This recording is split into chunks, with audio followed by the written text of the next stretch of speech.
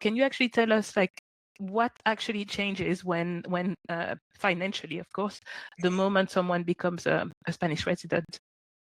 Yeah, so I think what most people will find is the biggest shift is just going from one tax system to two different systems.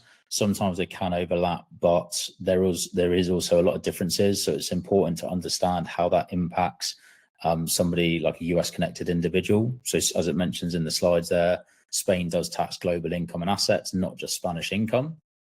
You will also, as a US connected individual, always have your continued US tax obligations. So you're always going to have to report to the IRS on any assets, whether that's US on or non-US. But on that tax front, it's also important to understand how Spain does view certain vehicles. It mentions here about 529s, Roths, IRAs, 401ks. And it's really important to understand whether they will continue to be tax efficient. So generally splitting them up into qualified and non-qualified assets is a good first step to help understanding whether those assets will be tax efficient in Spain or not.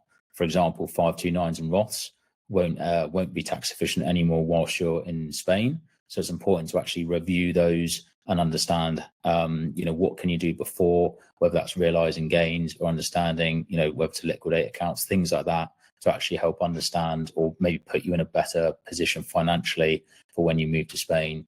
A couple of other things to maybe think about is, ongoing advice and regulations. If you do have an existing US domestic advisor, they may not be able to advise you moving forward because they just may not have the relevant European regulations like ourselves do. Similarly to the specific custodians, they're actually housing your investments and money.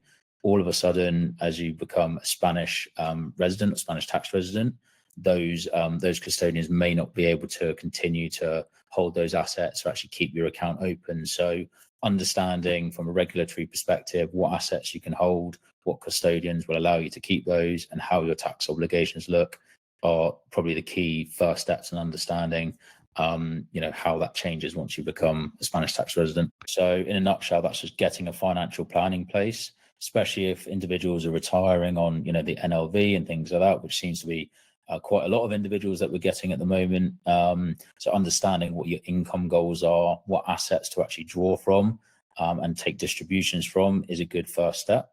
And then off the back of that, you can then start understanding what your potential liability is in Spain.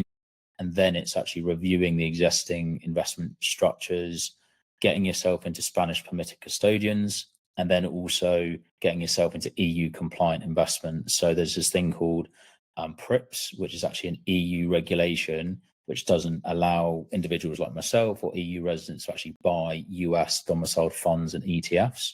So essentially your custodians, if you now live in Spain, they might actually restrict you on what you can and can't buy.